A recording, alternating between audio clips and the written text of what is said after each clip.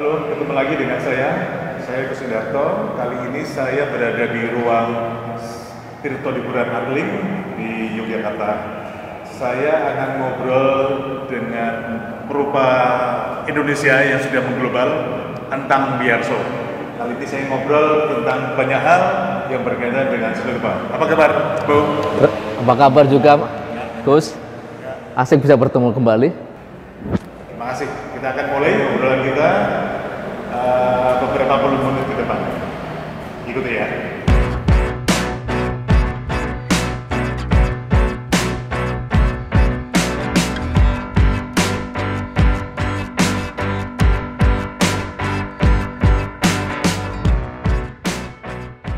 Beliaunya itu sudah bertahun-tahun bermukim di Amerika ya, di Rhode Island, karena memang tampaknya upaya untuk menginternasionalisasikan diri sebagai seniman, antara lain dengan tinggal di Barat. Apakah memang harus seperti itu kira-kira? Tidak harus, tapi tergantung kondisi kan, sama situasi, sangat situasional untuk saya. Jadi untuk menjadi perupa internasional ya tidak harus. Tapi alangkah baiknya memang harus berinteraksi secara langsung, tidak hanya mengikuti berita, tapi betul-betul on the spot. Karena akan tahu artnya secara langsung, terlibat secara langsung, dan interaksinya tidak hanya virtual, tapi betul-betul merasakan di dalamnya, ya.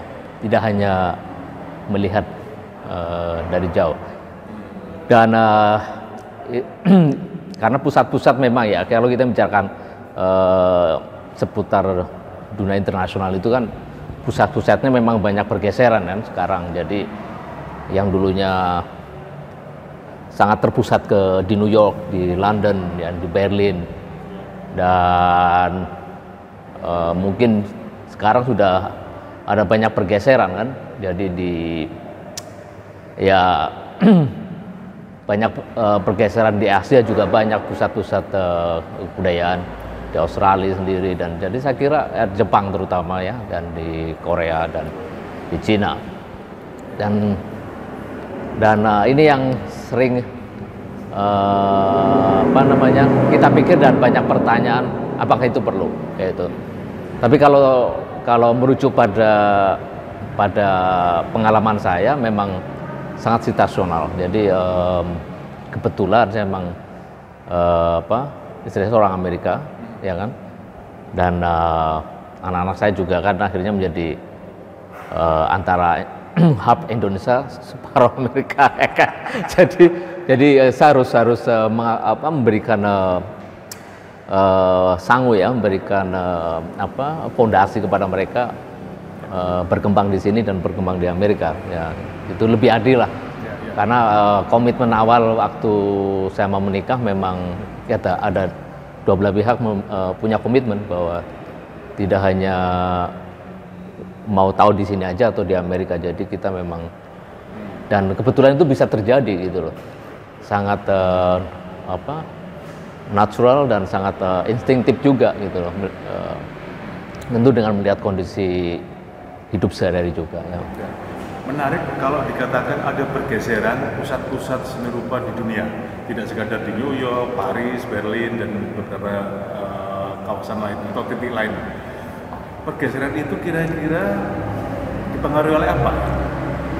Banyak hal, banyak faktor ya. Tentu dengan adanya kalau saya lihat ya, mungkin bisa saja analisa saya salah. Jadi kalau saya lihat pergaulan market misalnya, kalau dulu kan kita hanya pameran atau diundang pameran, kita juga bisa menyelenggarakan juga, ya kan. Dan seperti di Singapura, kalau di Indonesia mungkin agak masih jarang, tapi seperti Singapura atau di Jepang terutama, terus di Korea, ya kan, dan sekarang Cina yang begitu terbuka. Dan ini membuka ruang-ruang baru yang ada pertemuan antara Barat dan Timur yang dulu selalu dipertanyakan atau diperdebatkan. ada hierarki di situ. Tapi sekarang dengan adanya Adver juga menurut saya salah satu platform yang berubah sudut pandang kita, merubah peta, terutama di dalam kesetaraan. Karena dalam satu platform seniman dari mana aja terlibat dan dipamerkan, dipresentasikan, dan di situ sangat demokratis gitu loh. Jadi pasar ini sangat demokratis, menyerap kan. Dan ketika di dalam karya-karya itu terserap atau masuk ke ruang-ruang koleksi, si pengkoleksi ini, kolektor maupun private maupun institusi atau public institution, itu sudah secara otomatis mereka asosiasi, mereka menjaga dan mereka mewacanakan, dan ini saya kira yang terjadi sekarang. Jadi ini sangat menarik gitu loh. Dari awalnya kan kita sangat apalagi di dalam dikritik sendiri ya, orang sangat bukan anti tapi lebih alergi datang ke Adver kan, karena hanya ya perputaran seputar jual beli. Tapi sebenarnya sekarang lebih tidak hanya atau tidak sekedar jual beli, menurut saya itu sangat bagus ya. Menarik. Nanti kita akan gali, saya ingin gali lagi soal aspek di Adver ya. Nah, saya ingin tanya lagi tadi soal pergeseran gitu. Apakah pergeseran itu juga banyak dipengaruhi terutama oleh problem geopolitik internasional?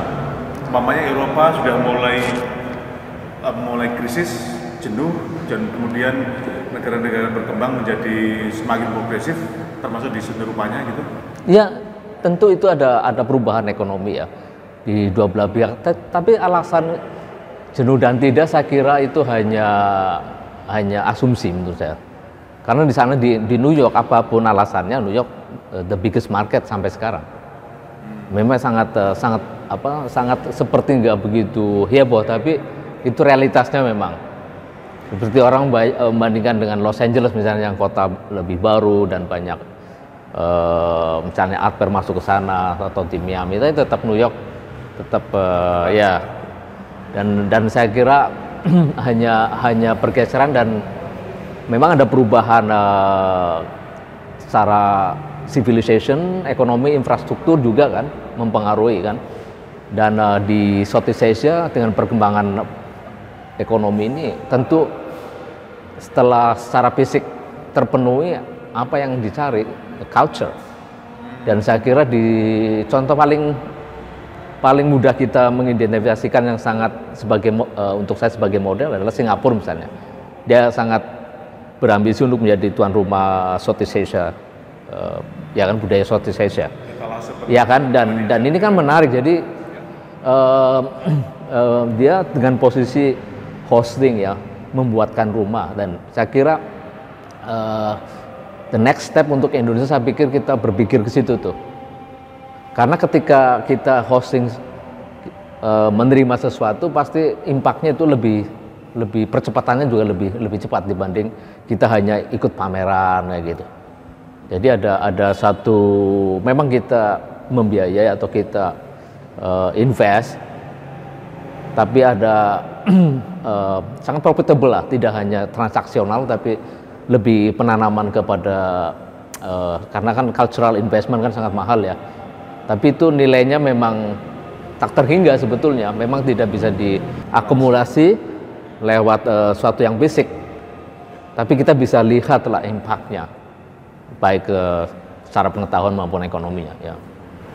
Oke, kalau tadi nyambung soal Adver, ternyata di situ tidak hanya sekadar perputaran ekonomi finansial ya, tetapi juga apakah dimungkinkan kemudian sistem pewacana juga bergeser dari ke situ juga, tidak sekadar dulu umpamanya di pameran-pameran penting yang dilabel dengan bienal, trienal, mungkin juga yang 4 tahunan seperti Documenta atau Manifesta, tapi juga peran besar Adver juga sampai ke situ, ke pewacanaan dan melahirkan seniman-seniman baru. Karena gini, kalau kita membandingkan, kita nggak bisa membandingkan karena berbeda platform. Jadi Biennale Triennale punya platform yang beda. Kita nggak bisa membandingkan dengan art fair. Ini persoalan ini membangun wacana.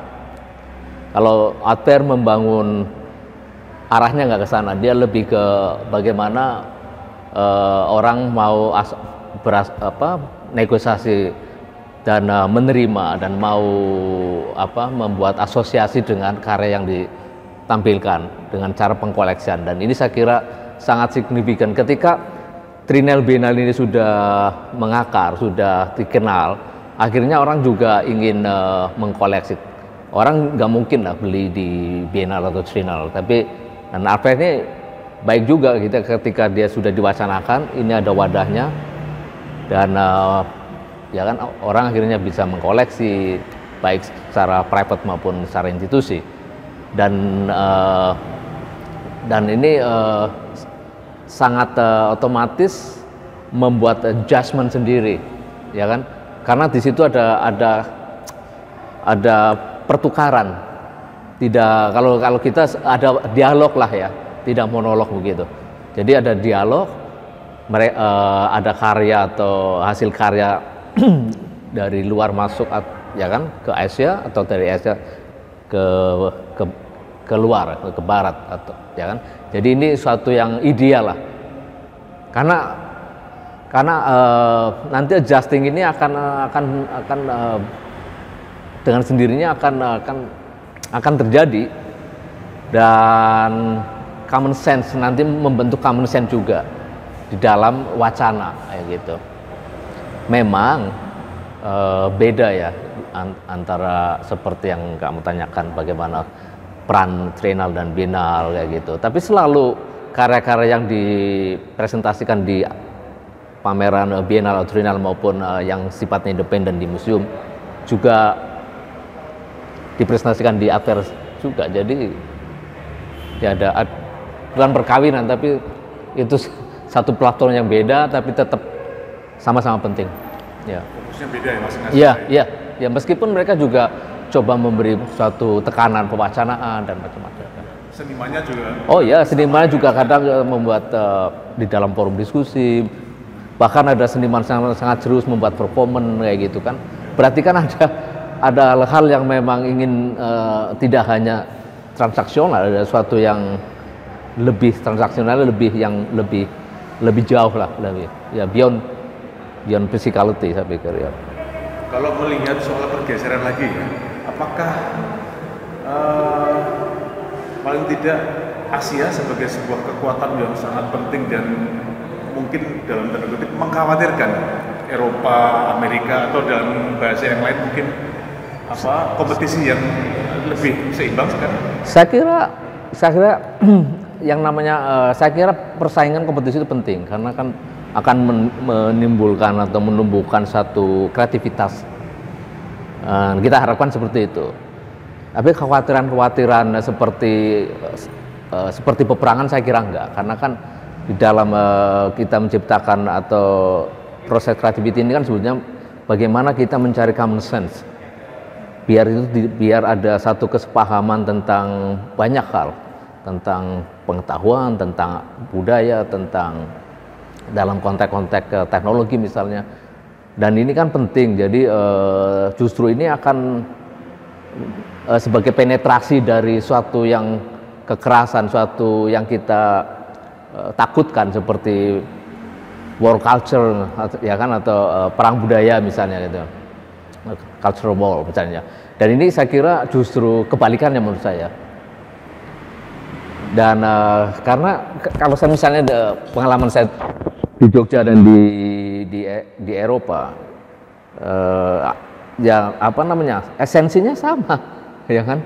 Bagaimana seniman bekerja sama, memang ada kompetisi, tapi selalu ada antara kompetisi, kerjasama, bagaimana menciptakan art scene yang sehat, yang baik, yang lebih mencari sesuatu nilai-nilai yang kebaruan, ya kan, atau suatu yang cutting edge. Itu dua-duanya sama, memang outputnya atau referensinya beda, dan ini yang membuat menarik. Jadi tapi kalau saya lihat kosakata yang berkembang sekarang, yang orang mengidentifikasikan sebagai global art, sebetulnya menjadi narrow kayak gitu, menjadi narrow karena memang kita terbuka. Itu kenapa dari adanya keterbukaan ini juga banyak yang menutup diri karena merasa terancam. Ketika kita rasa terbuka semua, dalam waktu yang bersamaan kita merasa fragile, merasa vulnerable, merasa mengecil dan ketakutan, defense lebih banyak, dan ini menjadi banyak yang lebih tertutup lagi gitu loh, karena mau proteksi warisan budaya, warisan yang sifatnya sangat mungkin family value, ya kan, yang mereka merasa terancam dengan adanya keterbukaan. Dan ini makanya kenapa di dalam kurun waktu sekarang kok malah orang banyak yang seperti tidak mau toleran menjadi agak berkurang. Karena sebetulnya ini isu lebih tertutup sebetulnya, orang tanpa sadar. Mereka tidak mau, terutama orang-orang yang memang sudah merasa supremasi, merasa majority, dan mereka tertutup maunya. Kita nggak mau adanya pendatang kayak gitu. Dan ini unconscious lewat regulasinya dan diimplementasikan melalui konstitusi mereka. Dan ini yang saya lihat terjadi sekarang kayak gitu. Makanya kan isu-isu seperti di Amerika, bagaimana setiap hari membicarakan border, ya kan, dan lewat iya tapi itu dan ini lebih masif lagi, yang dibicarakan adalah physical border, kan, bukan sistem tapi fisik, membangun yang tembok-tembok yang besar dengan besi itu kan, itu sangat kembali lagi dari dulu, malah kan kembali gitu loh, ya kan. Jadi bukan suatu aturannya yang diperbaiki, tapi fisiknya aja. Ini kan satu ironi, kan. Ini sebagai tanda ini bukan semakin terbuka, semakin tertutup kayak gitu. Dan munculnya nasionalisme. Itu bukan problemnya Amerika sebelum Biden itu. Iya, tapi kan ini sebenarnya sudah ada. Ini kan hanya apa namanya?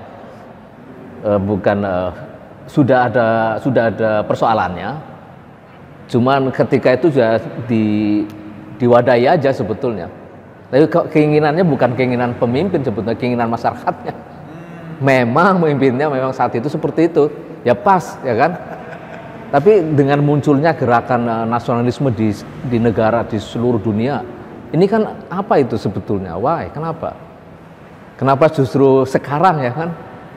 Dan ini kan persoalan menjaga heritage, menjaga warisan ini gimana nih gitu, baik warisan ekonomi maupun geografi maupun culture, dan ini hal-hal yang mau diprotek.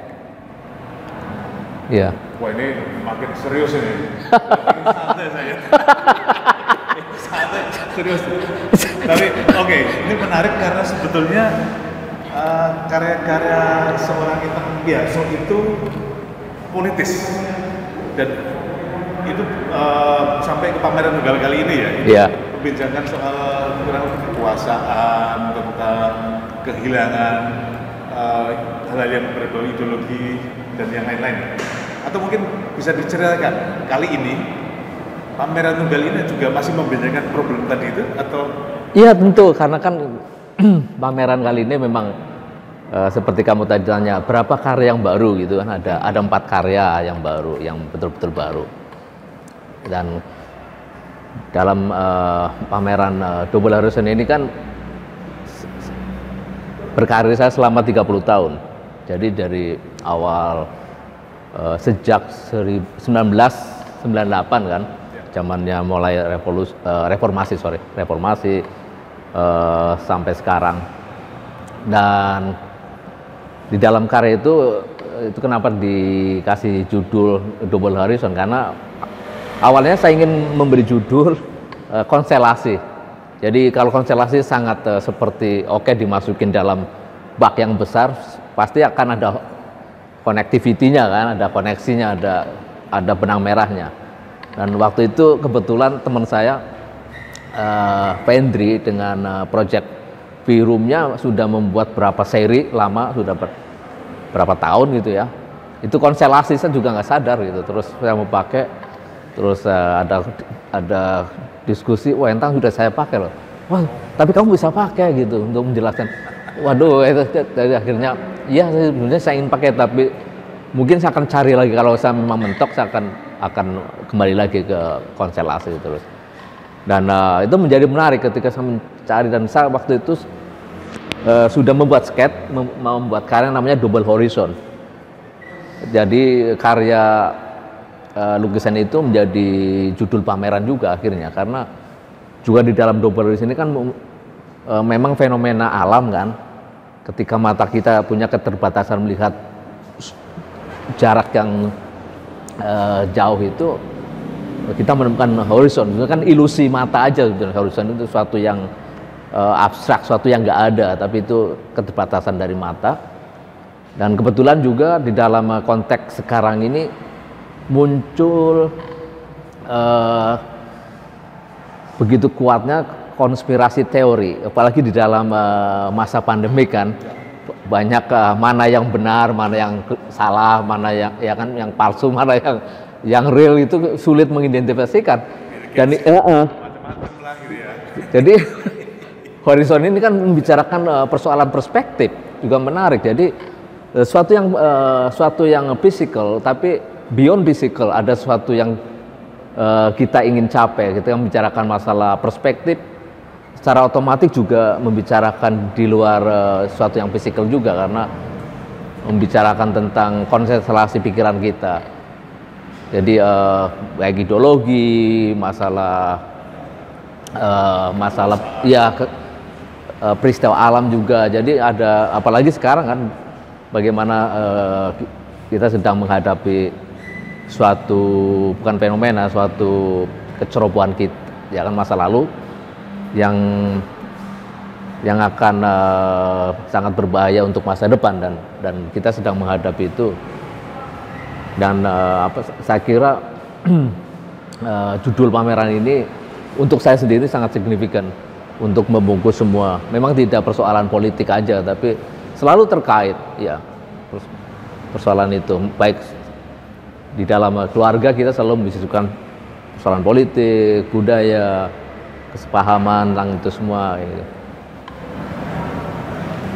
Ini masih nyambung dengan problem kekaryaan Anda yang bertahun-tahun sebelumnya ya, umpamanya tentang in between gitu, problem identitas, apakah masih seperti itu atau sebenarnya sudah jauh melampaui seperti itu? Pasti ada, selalu terkait, karena kan yang namanya identitas buat saya kan suatu yang hidup ya, bukan suatu yang benda mati yang kita itu ada evolusinya, ada transformasinya. Dan di dalam karya-karya saya juga banyak juga membicarakan seputar persoalan itu, apalagi di dalam konteks sekarang bagaimana rasial, gender isu ya, terus isu equality antara ras dan gender, juga social justice yang terjadi di mana-mana sekarang ya. Dan bahkan yang paling menyedihkan banyak terjadi di Amerika kan, kekerasan itu. Makanya di Amerika itu sekarang sedang ada movement membuat rekonstruksi, membaca ulang, ada koreksi di dalam institusi seperti museum atau foundation yang membawai tentang kebudayaan, dan lewat program mereka, lewat regulasi mereka. Ini menarik sekali sebetulnya. Yang kita bisa membaca sangat jelas sekali adalah sekarang yang sedang berlangsung Venice Biennale, ya kan? Bagaimana 86% itu seniman dan kurator perempuan yang diwacanakan. Dan ini kan menarik ya kan, sangat oposisional dengan peristiwa yang sebelumnya. Jadi ini suatu, dan ini bukan kebetulan, ini ada suatu movement sebetulnya tentang itu semua. Jadi sadar maupun nggak sadar kita harus juga ikut merefleksikan situasi itu juga. Itu juga mungkin hubungannya, sorry saya agak melompat-lompat, hubungannya dengan dokumenter yang kuratornya dari Asia, bahkan Indonesia yang dominan juga mungkin pesertanya, seniman pesertanya dari negara-negara di luar kekuatan-kekuatan sumber upaya yang selama ini dianggap mainstream ya. Bahkan sebelumnya kuratornya adalah dari keturunan Afrika ya. Oh iya, Nigeria. Apakah itu juga bagian dari sebuah grand design juga ya untuk memungkinkan persoalan yang saya sebut tadi soal pergeseran kekuatan itu? Sebetulnya nggak tahu kalau itu grand design, tapi memang banyak kita bisa menganalisa itu. Tapi saya kira ada indikasi bagaimana ketika sudah membaca yang sudah dibaca harus membaca yang lain kan. Jadi saya kira, dan dokumenter kan memang satu program yang cutting edge yang selalu menyodorkan satu pemikiran-pemikiran baru. Dan saya kira yang dokumenter sekarang memang tentu ada arah ke sana ya. Membaca tentang ruang kolektif yang semakin di dunia barat tidak begitu terjadi, meskipun ada dan terjadi, tapi kan tidak diwacanakan, karena kan di Amerika sendiri misalnya bahwa individu ini sebagai fokus, di Indonesia masyarakat sebagai fokus, jadi berbeda ya kan, bagaimana individu ini harus ditempatkan utama dulu, setelah itu baru memikir masalah yang masyarakatnya. Di sini lebih ke masyarakat dulu lewat Pancasila kan, jadi sangat berbeda orientasinya. Meskipun nanti juga pasti ada interkoneksinya di sana ya. Balik lagi ke pameran tunggal ini ya. Ini pameran yang tampaknya menarik karena Anda setelah sekian belas tahun keluar menjadi seniman yang global gitu, bahkan menerima atau terlibat dalam pameran-pameran penting di Eropa, di Amerika, itu balik lagi ke Jogja, pameran tunggal di sini. Gagasan besar apa yang kira-kira atau target goal apa yang ingin disasar pada pameran kali ini? Ya sebetulnya ini kan rumah saya ya, Jogja. Jadi sebagai seniman ada keinginan untuk sharing ke publik di Jogja, karena apalagi Jogja yang sekarang kan sangat beda dengan Jogja dulu, dan saya kira saya merasa ada urgensi karena sudah lama sekali saya rasa absen. Saya ikut pameran tapi 1-2 pameran group show, dan kalau dalam pameran tunggal pasti ada fokus yang lebih intensif.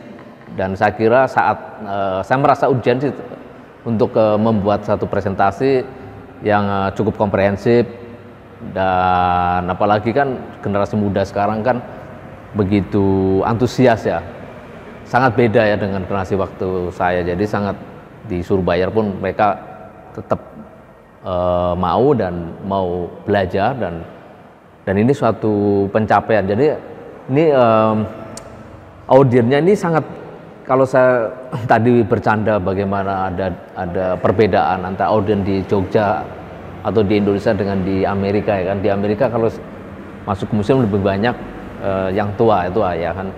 Kalau di sini lebih yang muda-muda ini yang lebih mendominasi secara audiens, dan ini ada pergeseran sudut pandang kaum muda ini ya. Anda membaca seperti apa fenomena itu? Orang muda yang banyak masuk di sini gitu. Karena saya kira dengan adanya keterbukaan dari lewat internet, banyak informasi yang mereka dapat, dan akhirnya dia ingin melihat sesuatu yang lebih real, tidak hanya lewat virtual. Dan ini introduksinya kan introduksinya lewat virtual kan, dan ini suatu yang real. Saya kira ini memang suatu bukan didesain, tapi ini ini suatu instinktif, itu suatu yang sangat natural, yang luar biasa, yang sangat baik kayak gitu.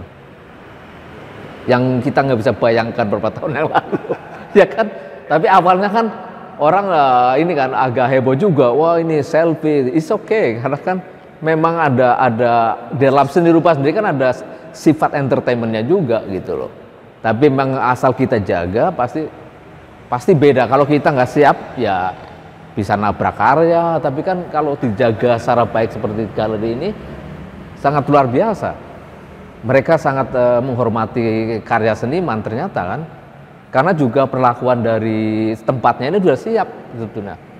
Nah yang kacau balau kan tempatnya nggak siap, tiba-tiba ada anak-anak muda ini yang sangat antusias ya kan, sampai selfie, ada yang karya rusak. Nah ini masalah kesiapan, ya kan masalah teknis aja ini. Jadi tapi kan itu suatu hal yang sangat positif. Ya.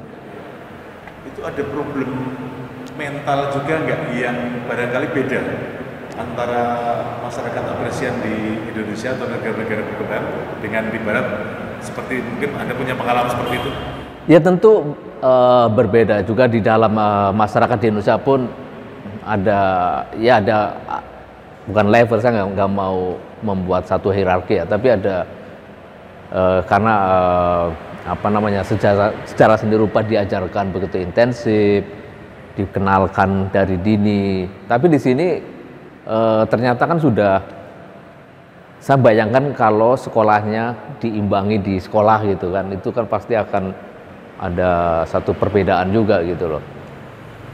Tapi selalu lah, saya ngebayangkan kalau di Amerika yang nggak tertarik dan nggak peduli pun banyak gitu. Jadi sebetulnya tentu banyak yang serius karena kan edukasinya kan beda kan. Bagaimana orang yang belajar sangat intensif di secara seni rupa atau apa. Balik lagi ke soal pameran tunggal Anda ini. Rentang 30-an tahun terakhir karya-karyanya ini dipresentasikan sebagai sebuah karya atau pameran mungkin semacam mini retrospeksi gitu ya. Atau Anda bisa sepakat nggak dengan retrospeksi itu? Atau itu sebenarnya Anda punya rancangan yang berbeda, bahwa karya yang lama dimunculkan lagi sebagai bagian dari upaya untuk mereaktualisasi ya ini. Ya, kalau bisa dinamai seperti itu, tapi kadang-kadang memberi nama pameran yang retrospektif itu seakan-akan sudah selesai itu kan. Jadi saya menghindari itu karena kan persepsi kan, dan kita dalam gitu ya.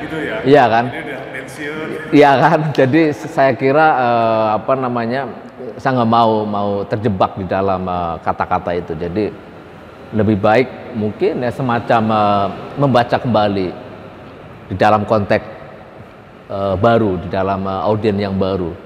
Karena tentu ketika orang membaca karya-karya lama itu membandingkan yang sekarang kan, bisa dilihat dari pemilihan material misalnya, dari teknis, dari kosakata, mungkin kan mereka bisa membaca itu semua. Jadi saya kira menarik, dan kebetulan Santi Galeri siap bisa menghadirkan pameran seperti ini gitu loh. Jadi sebetulnya mirip sangat seperti di institusi sebetulnya kayak gitu. Makanya ketika kita approaching di Art Agenda, diterima dimasukin ke Art Agenda yang biasanya sangat curatorial based, diterima atau enggak terserah mereka, karena kan tidak semua material diterima, dan itu menarik bagaimana bisa dimasukkan di Art Agenda yang audiensnya kan dunia ya, yang base-nya di New York ya, dan itu sangat bagus. Jadi ada pemberitaan dalam konteks luas yang orang lain bisa membaca di New York, di Berlin, di mana-mana gitu, karena kan bisa lewat mailing list mereka, sangat bagus lah, dan mereka menerima. Jadi saya pikir wah, Jogja sudah dan ini sebetulnya cara membangun atau mapping di dunia internasional seperti ini. Memang kesannya advertisement, tapi ini kan digarap sangat serius bagaimana memberitakan itu, terus kontennya kayak gitu. Dan ini salah satu cara untuk membuat mapping karena yang akan masuk kan yang sudah terseleksi peristiwa di New York, peristiwa di Berlin, peristiwa di Australia, di seluruh dunia di dalam satu platform itu, dan ini secara tidak langsung mapping ke dalam dunia internasional. Ya. Ya. Menarik juga nih, sebenarnya saya juga tadi kemarin sempat membayangkan ketika setelah Anda memberi gambaran tentang judulnya ya, Double Horizon. Tapi sebenarnya juga saya membayangkan double world gitu, dua dunia gitu, yang Anda mengalami betul secara praktek gitu, ketika hilir mudik antara dua kawasan, bisa jadi dua dunia yang berbeda sama sekali. Apakah itu juga menjadi bagian penting dari kesadaran Anda dalam memamerkan karya kali ini? Dua waktu lah ya, 30 iya, tahun kembali ya, timeline ya. Dan sekarang gitu. Ya saya kira seperti kadang ya, mungkin kan karena perjalanan ya, terus ada banyak peristiwa di dalam perjalanan itu, dan ada rasa urgensi untuk sharing ke publik juga. Jadi dengan kondisi situasi yang semua siap, akhirnya pameran bisa terlaksana secara baik lah, sangat smooth, sangat lancar gitu, dan saya suka sekali dengan kolaborasi yang begitu mereka siap. Jadi semua happy, semua betul-betul enak, diskusinya lancar semua, dan ini juga suatu perubahan ya, bagaimana orang menggarap sebuah pameran. Saya kira mulai terus upgrading terus kan. Plus sekarang seperti ada Arjok, ini kan sangat membuat art scene Jogja ini menjadi aktif dan lebih kompleks dibanding dulu. Jadi orang selalu saling berinteraksi, melihat oh ini lebih baik yang seperti ini, dicoba. Jadi banyak eksperimentasi sekarang di Jogja, dan saya tinggal di Amerika ya, tapi Jogja ini istimewa karena saya membayangkan New York, awal-awal New York aktif. Sekarang New York sudah terlalu mahal. Jadi orang yang bisa eksperimentasi, orang-orang yang punya duit. Dan di Jogja ini seniman semua bisa terlibat di dalam konteks eksperimentasi, dan justru yang muda ini lebih gesit karena mereka melihat horizonnya luas. Kalau yang tua-tua kan horizonnya semakin sempit tuh. Kalau saya ibaratkan gitu, saya rasa dulu kan wah besar banget dunia gitu kan. Setelah tinggal di sini, tinggal di sana, itu horizonnya menjadi semakin sempit.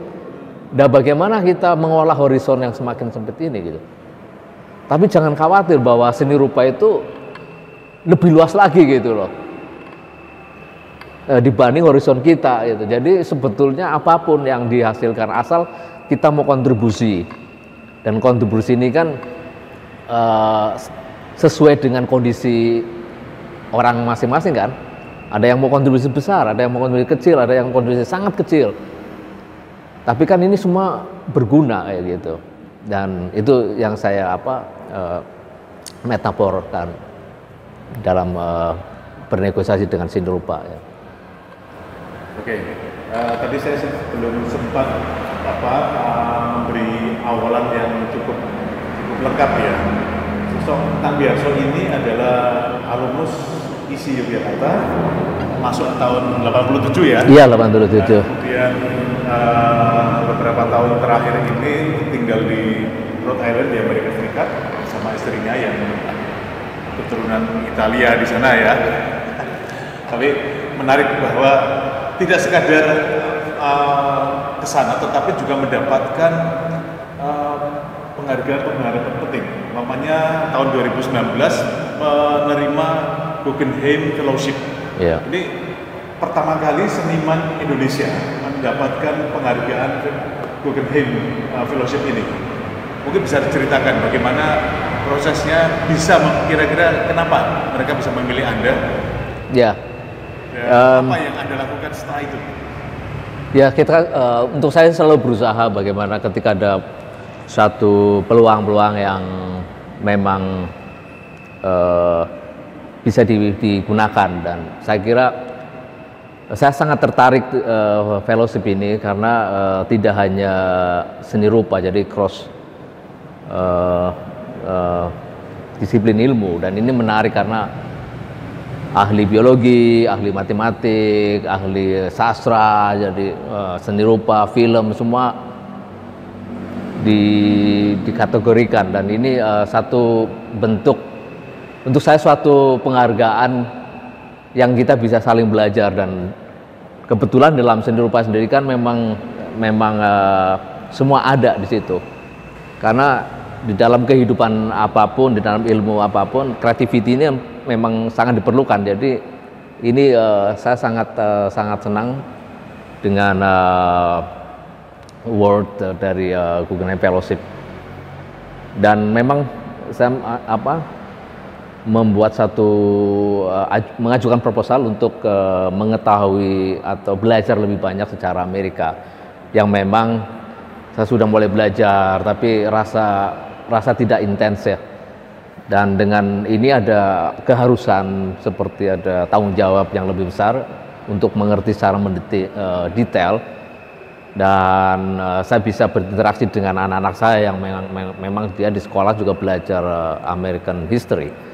Dan ini saya ingin menyambung atau ingin mengerti pemikiran generasi muda juga lewat anak saya. Jadi saya kira ini, dan kebetulan juga banyak persoalan-persoalan atau kejadian-kejadian yang sangat banyak memberi perhatian kepada saya gitu, yaitu isu rasial, isu gender equality, isu social justice. Dan saya memang dalam fellowship ini saya menyusuri dari pantai timur utara ke Amerika bagian selatan, yang memang pusat-pusat slavery, pusat-pusat perbudakan ada di situ. Dan saya ingin tahu lebih banyak karena sejarah itu sangat mempengaruhi sampai sekarang kehidupan di Amerika, dan ya, saya sangat belajar banyak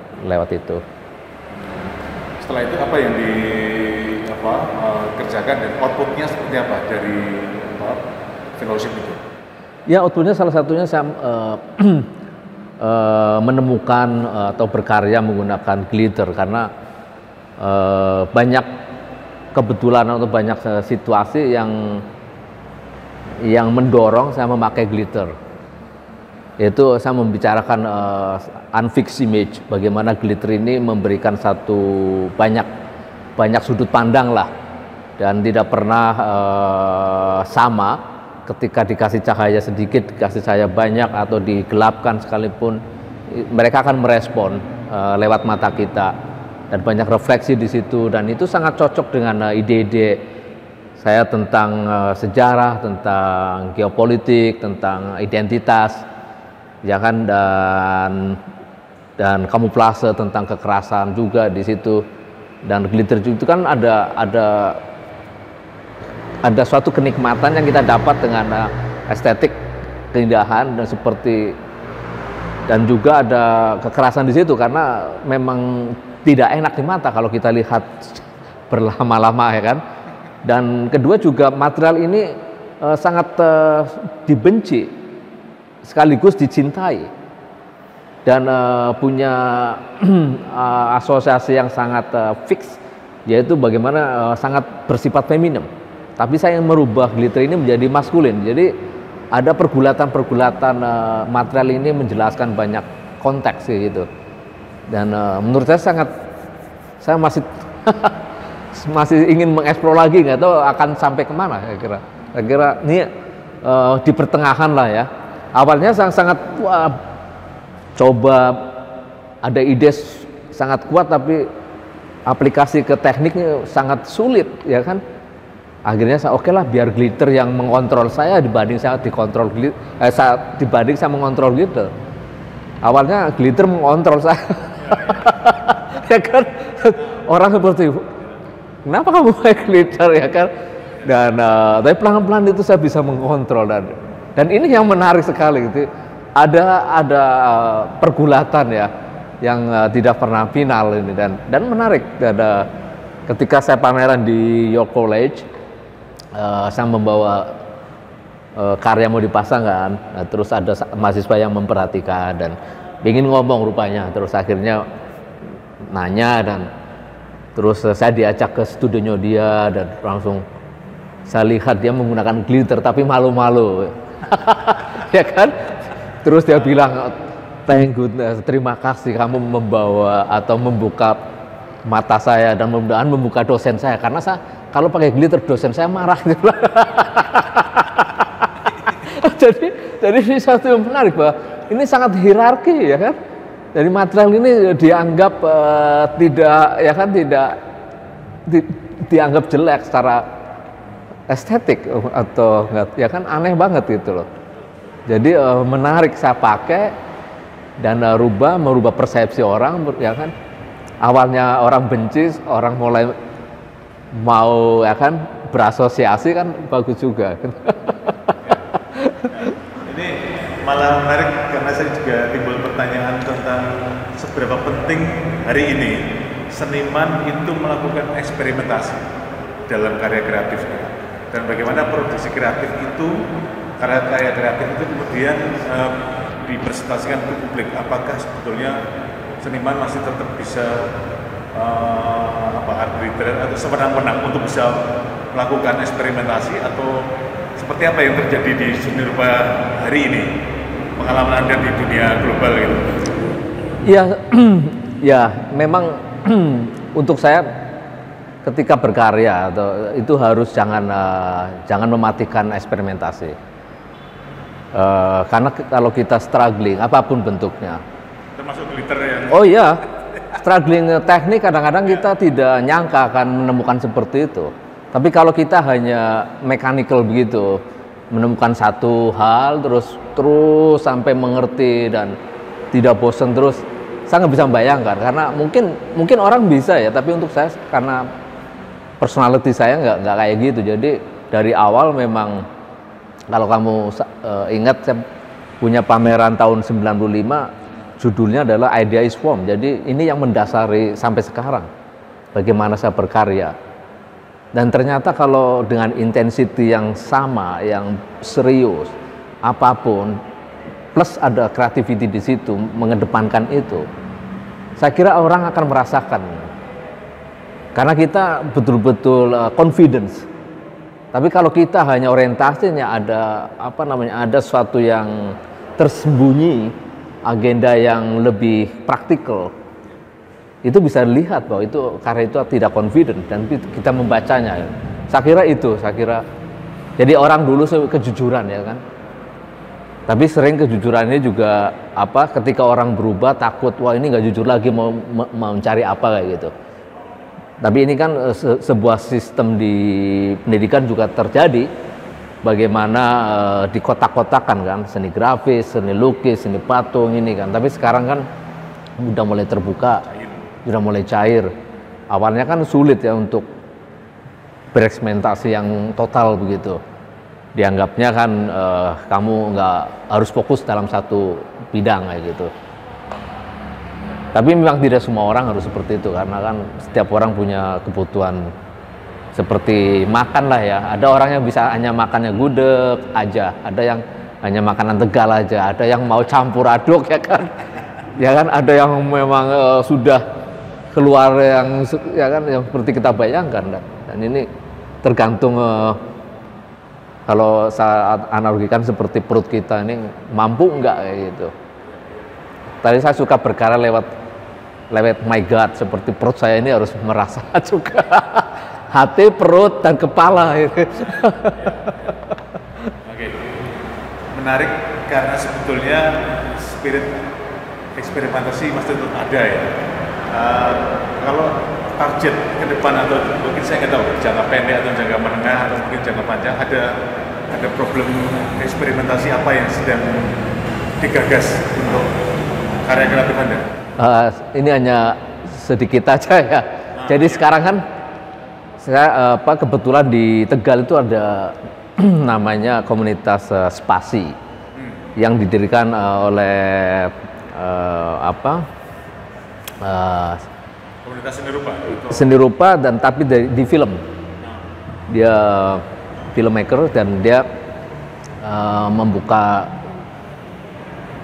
satu gedung dan tempat berkumpul banyak hal, ada teater, seni rupa, film, ya kan, sastra. Jadi bagus nih komunitas ini dan saya banyak berpikir ke arah sana sebetulnya apa, tapi belum.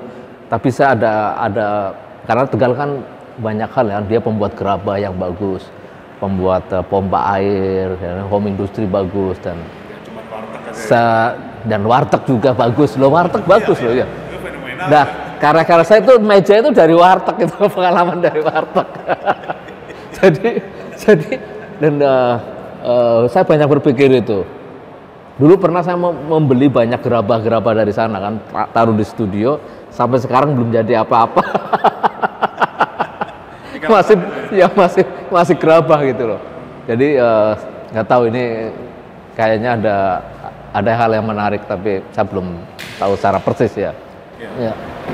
Sorry. Oh iya, mungkin penonton atau publik tahu juga kan tentang ini pernah pameran berdua ya kalau misalnya dengan Maurizio Cattelan. Bukan berdua, jadi pameran grup show. Cuman memang judulnya memang dari Duchamp to Maurizio Cattelan, dari Ninos itu Entang Wiharso. Jadi dipakai pencapaian akhir seseorang kayak gitu dipakai. Itu grup show untuk membungkus sebuah pameran. Dan sekarang lebih menarik lagi di New York sekarang sedang terjadi itu pameran judulnya Contaminated Landscape. Jadi di situ ada Damien Hirst, ada Andy Goldsworthy, ada Richard Long, ada banyak seniman menarik di situ. Dan karya saya menjadi dipakai untuk judul pameran itu. Itu ada satu karya yang panjangnya 13 meter, tinggi 3 meter, judulnya Contaminated Landscape, dan dipakai menjadi judul itu untuk membaca kondisi sekarang. Ya. Oke.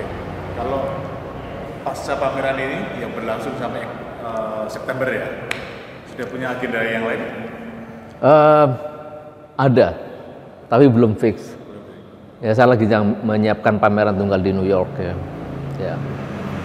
Temanya kira-kira akan ada kan apa lagi nih? Membicarakan ya banyak hal ya. Tapi lebih ke membicarakan yang saya akan banyak mengusung karya-karya yang menggunakan glitter. Tapi lebih abstraksinya lebih luas ya. Oke, ini saya ingin mengakhiri perbincangan ini dengan satu pertanyaan yang mungkin naif juga ya. Anda ulang-alik antara Indonesia, Amerika, Jogja, Rhode Island. Ada sesuatu yang barangkali Anda menemukan titik persamaan dan titik perbedaan yang paling penting dalam dua horizon itu, double horizon itu. Oh iya, titik perbedaan di sana lebih sepi. Tapi saya juga punya, dan itu juga titik persamaan juga karena saya hidup di Kalasan. Jadi ya sepi juga. Tapi ya kan, tapi Kalasan pun sekarang menjadi ramai. Jadi saya akan kehilangan. Ini titik persamaan dan perbedaan. Terus kalau perbedaan yang lebih ini lagi ya masalah trafik sebetulnya. Tapi kan ini membangun konstruksi bagaimana saya membuat karya. Kamu kan bisa lihat karya ini kan hiruk pikuk gitu. Orang awalnya kan karyamu itu kok kayaknya nggak punya fokus ya. Memang saya nggak perlu fokus gitu loh, karena saya ingin mengonstruksikan sebuah kehidupan di Jogja yang memang seakan-akan tidak ada aturan kan kalau kita di jalan, tapi sebenarnya banyak aturan yang tersembunyi. Kalau orang luar ke sini dia seperti tidak ada sistem, padahal kita punya sistem. Sense tubuh kita itu sistem yang sangat luar biasa. Cuman kan kalau orang tidak terbiasa lahir di dalam konteks itu merasa bahaya kan? Iya, merasa sindir. Iya kan? Iya kan? Kita iya kan? karya itu sebenarnya refleksi dari itu juga sebetulnya ya. Oke, menarik nih. Mau diperpanjang tapi durasinya mepet sudah. Oke, makasih Bro. Terima kasih. Oke, sukses. Gus, terima kasih. Ya. Asik wawancaranya ya.